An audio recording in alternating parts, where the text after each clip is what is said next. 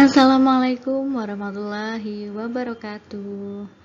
Selamat pagi, atau selamat siang, atau selamat malam bagi kalian yang sedang menonton video ini. Jangan lupa like dan subscribe apabila video ini bermanfaat untuk kalian semuanya ya. Oke, pada pertemuan kali ini, mata pelajaran PPKN kelas 7 semester 2 tahun pelajaran 2020-2021. Pertemuan pertama, kita akan membahas tentang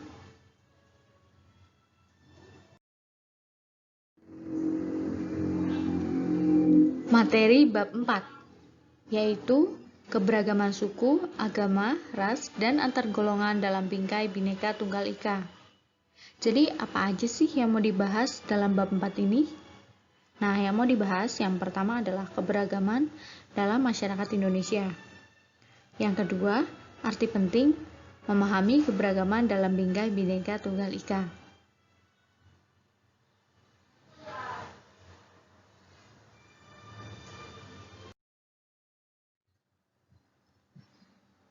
Mari kita belajar bersama-sama. Sub materi yang pertama yang akan kita bahas adalah keberagaman dalam masyarakat Indonesia.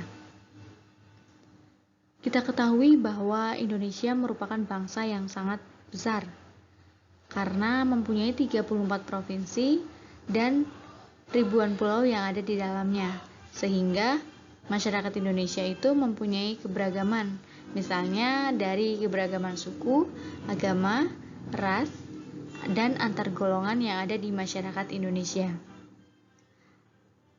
Jadi, kenapa sih masyarakat Indonesia itu mempunyai berbagai macam keanekaragaman? Nah, ada beberapa faktor loh yang menyebabkan keberagaman masyarakat Indonesia itu sangat beraneka ragam. Yuk kita bahas yuk. Faktor yang pertama adalah letak strategis wilayah Indonesia. Kalau kita lihat di peta Indonesia, wilayah Indonesia itu sangat strategis letaknya karena di antara dua samudra, yaitu Samudra Pasifik dan Samudra Hindia, serta diapit oleh dua benua, yaitu benua Asia dan benua Australia. Faktor penyebab yang kedua adalah adanya kondisi negara kepulauan di Indonesia. Karena negara Indonesia itu terdiri atas beribu-ribu pulau yang secara fisik terpisah-pisah. Hal ini mengakibatkan keanekaragaman di Indonesia itu sangat banyak. Kemudian perbedaan kondisi alam. Kondisi alam yang berbeda mengakibatkan perbedaan masyarakat. Misalnya nih, di daerah pegunungan pasti bakal berbeda dengan masyarakat yang ada di daerah pantai. Misalnya dalam bentuk rumah, kemudian mata pencaharian, makanan pokok, serta pakaian yang mereka kenakan itu pasti akan berbeda. Selanjutnya ada keadaan transportasi dan komunikasi. Kemajuan sarana transportasi dan komunikasi mempengaruhi perbedaan masyarakat Indonesia. Faktor yang terakhir adalah penerimaan masyarakat terhadap perubahan. Sikap masyarakat terhadap sesuatu yang baru, baik yang datang dari dalam maupun dari luar masyarakat, membawa pengaruh terhadap perbedaan masyarakat Indonesia. Nah, ini nih faktor-faktor yang menyebabkan keberagaman masyarakat Indonesia itu sangat beragam. Gimana? Udah paham belum? Kalau sudah paham, kita lanjut ke pembahasan selanjutnya ya. Jangan sampai di-skip. Pembahasan selanjutnya adalah keberagaman suku. Bahwa kita ketahui suku bangsa di Indonesia itu sangat banyak, bukan hanya 2, 3, atau 4, bahkan ribuan loh. Jadi, di sini ada dua gambar contoh suku yang ada di Indonesia, yaitu suku Jawa dan suku Dayak. Kita bahas bersama-sama ya, apa itu suku.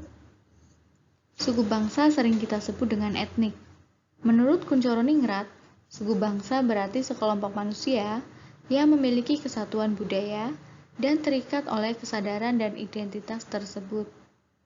Jadi, suku bangsa merupakan gabungan sosial yang dibedakan dari golongan-golongan sosial karena mempunyai ciri-ciri paling mendasar dan umum berkaitan dengan asal-usul dan tempat asal serta kebudayaan.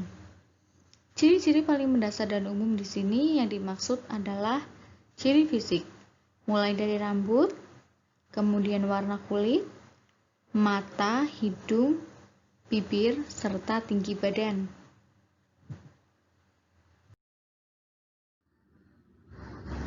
Setiap suku bangsa mempunyai ciri atau karakter tersendiri, baik dalam aspek sosial maupun budaya. Menurut penelitian Badan Pusat Statistik yang dilaksanakan tahun 2010, di Indonesia terdapat 1.128 suku bangsa. Wow, sangat banyak ya. Mungkin di tahun 2021 ini, suku bangsa Indonesia sudah bertambah banyak ya. Kita lanjut. Antar suku bangsa di Indonesia memiliki berbagai perbedaan, dan itulah yang membentuk keanekaragaman di Indonesia.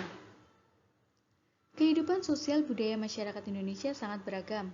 Hal itu dibentuk oleh kondisi geografis dan kondisi sosial di setiap daerah di seluruh Indonesia.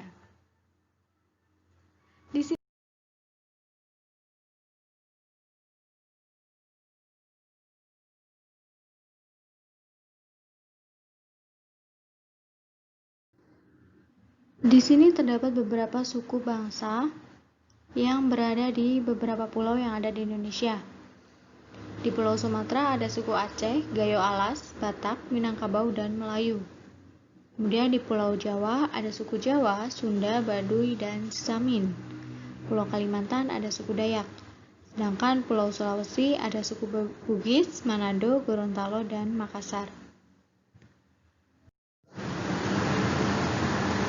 Selain itu, dari Pulau Maluku ada suku Ambon, Sangir Talaud, dan Ternate. Dari Pulau Bali dan Nusa Tenggara ada suku Bali, Lombok, Bima, dan Timor. Sedangkan dari Pulau Papua ada suku Asmat dan suku Dani. Keberagaman agama dan kepercayaan. Dalam Undang-Undang Dasar 1945 dinyatakan bahwa tiap-tiap penduduk diberikan kebebasan untuk memilih dan mempraktikkan kepercayaannya, serta menjamin semuanya akan kebebasan untuk menyembah menurut agama atau kepercayaannya. Secara resmi, pemerintah hanya mengakui 6 agama, yaitu agama Islam, agama Hindu, agama Kristen dan Katolik, agama Buddha, serta agama Konghucu. Bisa kalian lihat di situ terdapat tempat peribadatan setiap agama.